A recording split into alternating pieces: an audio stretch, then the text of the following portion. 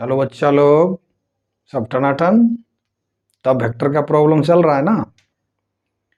Vector का problem बना रहे हैं ना, खूब टनाटन। प्रॉब्लम फंस भी रहा होगा, मतलब नहीं भी बन रहा होगा कोई कोई प्रॉब्लम। तो कमेंट बॉक्स में आप डाल सकते हैं और पूछ सकते हैं कि सर ये प्रॉब्लम हमसे नहीं समझ में आया, हम उसका डेफिनेटली आंसर करेंगे। ठीक है। और आज हम लोग नया टॉपिक शुरू करने जा रहे हैं। नया टॉपिक क्या, थोड़ा सा फिजिक्स के बारे में कि what is physics and how do we measure things. हाँ, मेजरमेंट कैसे करते हैं फिजिकल क्वांटिटीज का। ये थोड़ा सा 30-40 मिनट का लेक्चर है, आराम से सुनिए, बस दिमाग में रखना है। ठीक है, चलिए शुरू करते हैं। सबसे पहला क्वेश्चन जब हम लोग फिजिक्स स्टडी करते हैं तो जनरेट होता है कि व्हाट इज फिजिक्स, है ना। फिजिक्स क्या है, एक्चुअली फिजिक्स क्या है बड़ा सिंपल डेफिनेशन है कि physics is understanding the laws of nature or universe, understanding or studying the law of nature or universe is called physics. अब अंडरस्टैंड कैसे करते हैं और स्टडी कैसे करते हैं, तो बाय ऑब्जर्वेशन, है ना। कोई घटना हो रहा है, उसको ऑब्जर्व किए, 1 बार किए, 2 बार किए, 3 बार किए, 4 बार किए, 5 बार किए, 10 बार किए, 50 बार किए। अगर जो हम ऑब्जर्व कर रहे हैं बार बार मेरा ऑब्जर्वेशन वही रिजल्ट दे रहा है, वही चीज हम देख रहे हैं, तो हम क्या बना लेते हैं, एक रूल, है ना। एक रूल बना लेते हैं। ठीक है। और वो रूल फिर रूल का अगर कोई एक्सेप्शन ना निकले तो फिजिक्स का रूल बन जाता है ना। और इसी तरह से हम लोग जो नेचर में जो फिजिकल फेनोमेनन होते रहते हैं, साइंटिफिक फेनोमेनन होते रहते हैं, उनको हम लोग समझते हैं इस तरह से। ठीक है। तो फिजिक्स क्या हुआ, studying the laws of nature. Studying the laws of nature is called physics. चलिए, तो फिजिक्स तो हो गया, और भी इसको और ब्रोडर हम जा सकते हैं कि भाई कैसे अब हम लोग क्या करते हैं, मेजर करते हैं थिंग्स को, कैसे ऑब्जर्व करते हैं, कैसे कंक्लूजन पे आते हैं, एक बड़ा टॉपिक हो जाएगा। अब हम लोगों का दूसरा आता है मेजरमेंट। चलो, फिजिक्स फेनोमेनन जो हो रहा है नेचर में उसको तो हम लोग समझ रहे हैं, लेकिन अब उसका मेजरमेंट कैसे करते हैं। मेजरमेंट के लिए सबसे पहला चीज क्या होता है, यूनिट। जैसे किसी भी फिजिकल क्वांटिटी को मेजर करने के लिए, कोई भी फिजिकल क्वांटिटी हो, उसको मेजर करने के लिए क्या चीज चाहिए हमको, कैसे मेजर करते हैं। एक तो नंबर, एक नंबर होता है, और एक उसके साथ क्या होता है, यूनिट। जैसे जैसे हम कहें कि इस डस्टर का जो लेंथ है वो 6 इंच है। क्या बोले हम, 6 और इंच, यानी कि इसका लेंथ मेजर करने के लिए हमको क्या क्या चीज का जरूरत पड़ा, एक नंबर का और एक यूनिट का। ठीक है, एक नंबर का और एक यूनिट का। ठीक है। तो दो चीज का जरूरत पड़ता है किसी भी फिजिकल क्वांटिटी को मेजर करने के लिए। अब डिफरेंट डिफरेंट फिजिकल क्वांटिटीज का यूनिट जो होता है वो क्या होता है, डिफरेंट डिफरेंट होता है। ठीक है। लेकिन कुछ फिजिकल क्वांटिटीज ऐसा, हाँ, और डिफरेंट डिफरेंट फिजिकल क्वांटिटीज का जो यूनिट होता है वो डिपेंड करता है सर्टेन फिजिकल क्वांटिटी पर। जैसे स्पीड को आप ले लीजिए, स्पीड का क्या है, लेंथ या डिस्टेंस बटा टाइम, यही ना होता है। किस किस चीज पर ये डिपेंड कर रहा है, स्पीड, लेंथ पर और टाइम पर। इन दोनों के रेशियो को क्या बोलते हैं, स्पीड। ठीक है। तो those physical quantities which are independent of other physical quantities are called fundamental physical quantities. बात समझ में आ रही है। जैसे किसी फिजिकल क्वांटिटी के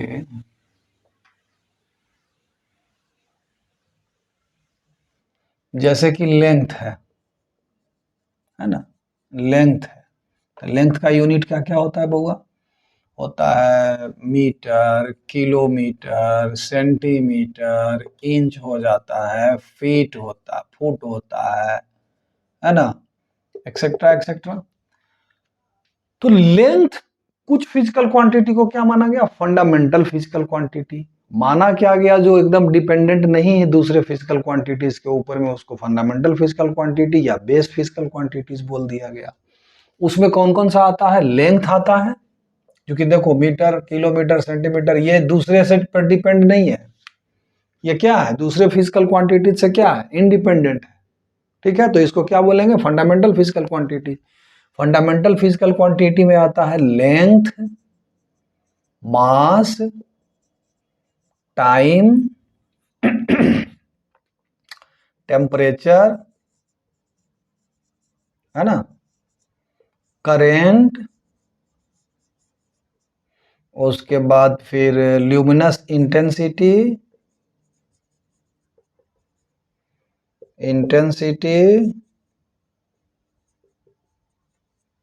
amount of substance, amount of substance, ये सब क्या है बउआ? फंडामेंटल फिजिकल क्वांटिटी है। ये सब क्या है? Length, mass, time, temperature, current, luminous intensity और amount of substance. These are 7 fundamental physical quantities. ठीक है, ये सब क्या है? फंडामेंटल फिजिकल क्वांटिटी, या इसको बेस क्वांटिटीज भी बोलते हैं। ये कितने हैं? 7 हैं। अब इसके साथ साथ कुछ सप्लीमेंट्री फिजिकल क्वांटिटी भी है। उसमें आता है प्लेन एंगल। क्या आता है? प्लेन एंगल और सॉलिड एंगल। ठीक है, ये दो क्या है? सप्लीमेंट्री फिजिकल क्वांटिटी है।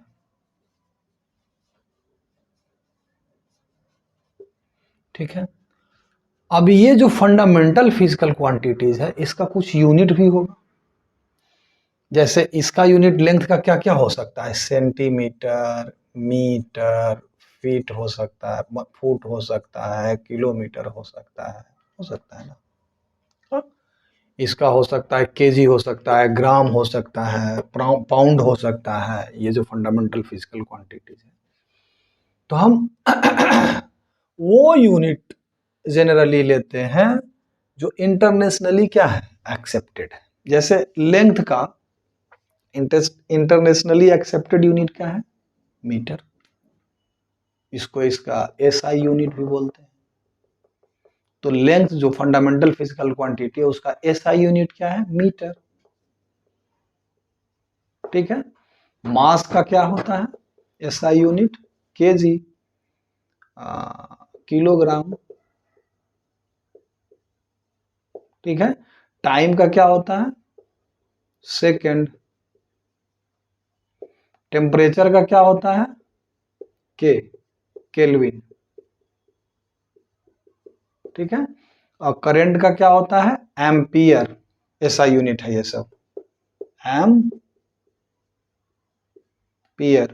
ल्यूमिनस इंटेंसिटी का क्या होता है? CD, candela. ठीक है, अमाउंट ऑफ सब्सटेंस का मोल। ठीक है, ये सब फंडामेंटल फिजिकल क्वांटिटी का ये सब क्या है? एसआई यूनिट हो गया। फंडामेंटल फिजिकल क्वांटिटी का ये सब क्या हो गया? एसआई यूनिट हो गया ये सब।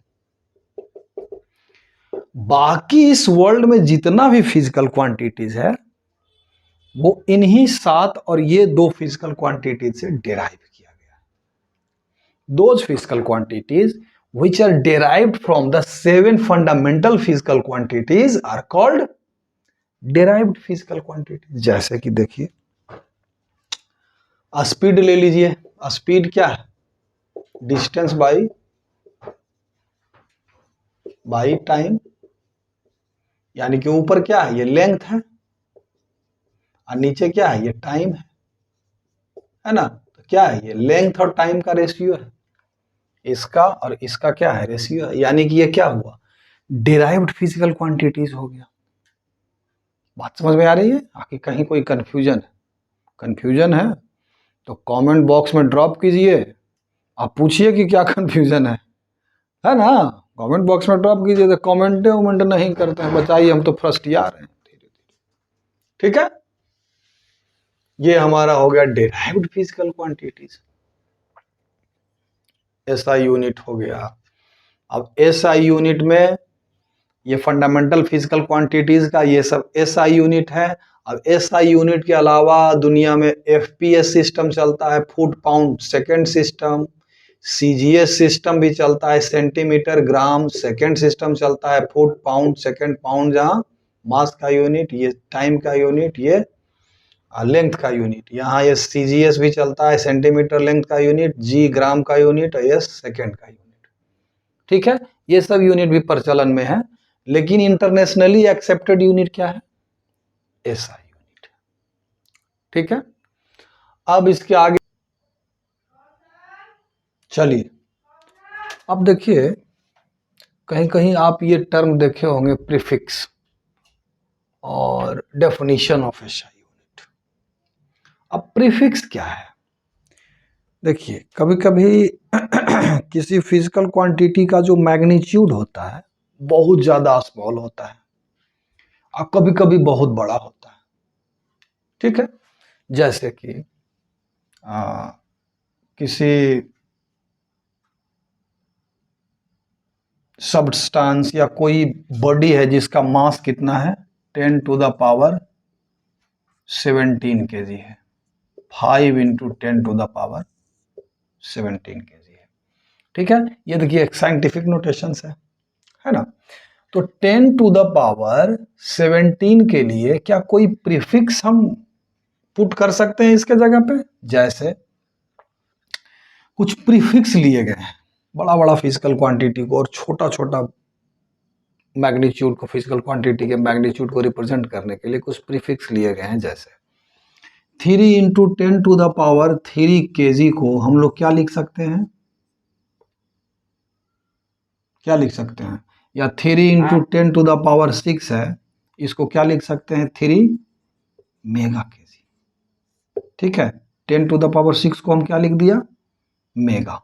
ठीक है, इसी तरह से बहुत सारे प्रीफिक्स हैं जिसको हम अभी एक एक करके नोट करवाते हैं, उसको याद कर लीजिएगा टनाक से। ठीक है, इसी तरह से मान लिया जाए कि 3 into 10 to the power -6 KG भी हो सकता है किसी सब्सटेंस और किसी सब्सटेंस का मास। तो ये 10 टू द पावर -6 को क्या लिख सकते हैं, 3 माइक्रो केजी। ठीक है, -10 टू द पावर -6 की जगह पर क्या लिख दिए, माइक्रो। चूंकि हम इस यूनिट के पहले लिख रहे हैं, यहाँ भी देखिए केजी के पहले लिखे मेगा, यहाँ केजी के पहले लिखे माइक्रो, तो इसको क्या बोलते हैं हम लोग, प्रीफिक्स बोलते हैं। ठीक है, तो कुछ प्रीफिक्सेस हम बता दे रहे हैं, उसको जरा सा याद कर लीजिएगा। ठीक है, कुछ प्रीफिक्स हम आपको बता रहे हैं यहाँ, जैसे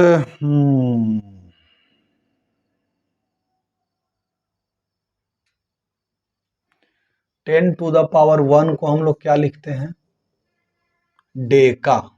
ठीक है, ठीक है, 10 टू द पावर 2 को हम लोग क्या लिखते हैं, हेक्टो। ठीक है, और 10 टू द पावर 3 को तो आप जानते ही होंगे, इसको किलो लिख देते हैं, के से रिप्रेजेंट करते हैं। ठीक है, इसको एच से और इसको डी से। ठीक है, चलिए डेका का क्या हो गया, सिंबल डी ए लिखेंगे, हेक्टो का एच लिखेंगे, किलो का के लिखेंगे, और देखिए फिर 10 टू द पावर 6 को अभी बताए, इसको क्या लिखते हैं, मेगा, और सिंबल क्या होता है इसका, capital M. 10 to the power 9 को क्या लिखते हैं, गीगा, है ना बुआ। इसका सिंबल क्या होगा, कैपिटल जी। हालांकि ये सब आप लोगों की किताब में दिया हुआ होगा, उससे भी देख सकते हैं, फिर भी हम लिखवा दे रहे हैं। 10 टू द पावर 12 का क्या हो जाएगा, टेरा, क्या इसका सिंबल क्या होगा, टी। 10 टू द पावर 15 का क्या हो जाएगा बउआ, पीटा, इसका सिंबल क्या हो जाएगा P, और 10 टू द पावर 18 का क्या लिखते हैं बउआ, एक्सा, इसका सिंबल क्या हो जाएगा। ये हुआ हमारा जब लार्ज मैग्नीट्यूड हो तो ये सारे सिंबल्स हम प्रीफिक्स हम यूज कर सकते हैं, और इसी में अगर स्मॉल हो तो 10 टू द पावर -1 को क्या लिखेंगे बउआ, डेसी, सॉरी डेसी, डेसी है इसका सिंबल D, ठीक है। उसके बाद 10 टू द पावर -2 हो तो इसको क्या लिखेंगे, सेंटी, CENTI, और इसके बाद 10 टू द पावर -3 हो तो इसको मिली M, और 10 टू द पावर -6 हो तो क्या लिखेंगे, माइक्रो, इसका ये सिंबल है, ठीक है, माइक्रो हो गया। फिर 10 टू द पावर -9 हो तो नैनो, सिंबल हो गया इसका N, ठीक है। और 10 टू द पावर -12 हो तो इसको पीको, ये सिंबल P, और 10 टू द पावर -15 को क्या लिखेंगे बउआ, फेमटो, FEMTO, और सिंबल हो गया स्मॉल f, और 10 टू द पावर -18 को हम लोग लिख देंगे एटो, सिंबल हो गया ए, ठीक है बउआ, ठीक है। अब इसको यूज कैसे करते हैं अभी हम बताए, जैसे कि सपोज कोई फिजिकल क्वांटिटी है 3.75 इंटू 10 टू द पावर 9, चलो मीटर है, लेंथ का है, ठीक है। तो इसको क्या लिख देंगे 3.75, और 10 टू द पावर 9 के जगह पर क्या लिख सकते हैं, गीगा, तो यहाँ लिख देंगे GM, गीगा मीटर। बात समझ में आ गई। जैसे अब 3.75 into 10 to the power 12 metre है तो इसको क्या लिख देंगे 3.75, और 10 टू द पावर 12 के लिए प्रीफिक्स क्या यूज करेंगे, टेरा, T, यानी कि TM। क्लियर है। अगर वेरी स्मॉल यूनिट है जैसे 3.75 into 10 to the power -9 metre है तो इसको क्या लिख देंगे 3.75, और 10 टू द पावर -9 के लिए क्या यूज करेंगे, नैनो, तो नैनो मीटर हो गया। ये समझ में आ रही बात। उसी तरह से मान लिया 3.75 into 10 to the power -12 metre है तो इसको क्या लिख देंगे, यहाँ देखिए -12 के लिए पीको, तो इसको 3.75 पिको मीटर हो जाएगा। तो ये प्रीफिक्स यूज करके हम ये लंबा नहीं लिख के इसको छोटा में लिख सकते हैं, ठीक है। क्लियर है सारा, इसको नोट कर लीजिए पॉज करके। अब इसको हम इरेज करते हैं, ठीक है।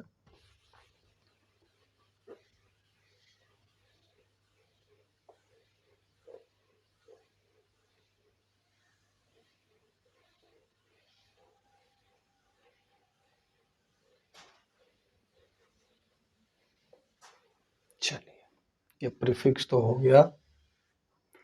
अब डेफिनेशंस ऑफ एसआई यूनिट,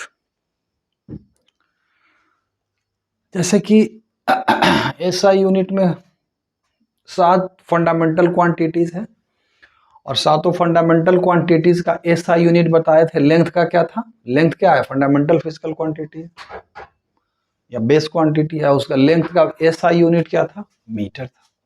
तो 1 मीटर जो है वो कितने लेंथ को मानेंगे, कितना लेंथ को, कोई स्टैंडर्ड होना चाहिए ना इसका कि इतना बड़ा लेंथ 1 मीटर हुआ, या मेरा हाइट 1 मीटर हुआ, लेकिन उसको थोड़े ना मान लेंगे। यहाँ जो बेस लेंथ इसको बोल सकते हैं कि 1 मीटर कितना लेंथ को लेंगे, तो वो वैसा डेफिनेशन उसका दिया जाता है, उसके रेस्पेक्ट में दिया जाता है, वो जो कि इनवेरिएबल हो। जैसे अगर हम कहें कि 1 मीटर लेंथ मेरे हाथ के बराबर है, ये यहां से यहां तक का लेंथ, लेकिन बताइए मेरा हाथ किसी और इंसान का हाथ तो अलग अलग हो जाएगा। तो कोई ऐसा चीज लेंगे इस डेफिनेशन में, 1 मीटर के डेफिनेशन में, जो कि क्या हो, इनवेरिएबल हो। तो 1 मीटर कहा गया है, 1 metre is equal to distance traveled by light in 299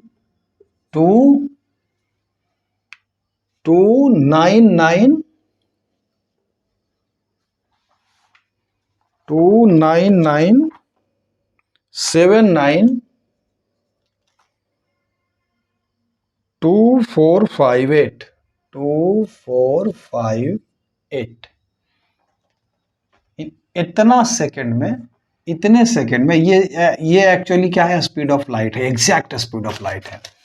1 metre is equal to distance travelled by light in 1/299792458 second, this is called 1 metre. अब देखिए speed of light in vacuum always क्या है, always क्या है, c is equal to constant. Speed of light क्या होता है, constant in vacuum. तो ये क्या होगा, इनवेरिएबल होगा, चाहे आप जाके मंगल ग्रह पर मेजर कीजिए, ये डेफिनेशन वहां भी काम आएगा, वहां भी 1 मीटर लेंथ जो होगा वही होगा। इसी तरह से 1 kg जो है एक स्टैंडर्ड वेट लिया गया, जो कि अभी भी कहीं किसी लेबोरेटरी में रखा हुआ है, मुझे नहीं पता अमेरिका में है कि ब्रिटेन में है, कहीं ना कहीं रखा हुआ है एक स्टैंडर्ड वेट, ठीक है, जिसको कि क्या मान लिया गया, 1 kg, और इसी के मास के बराबर, इसी के मास के बराबर बहुत सारा कॉपी बना के पूरे वर्ल्ड में क्या कर दिया गया, सप्लाई कर दिया गया, 1 kg इसको मान लिया गया।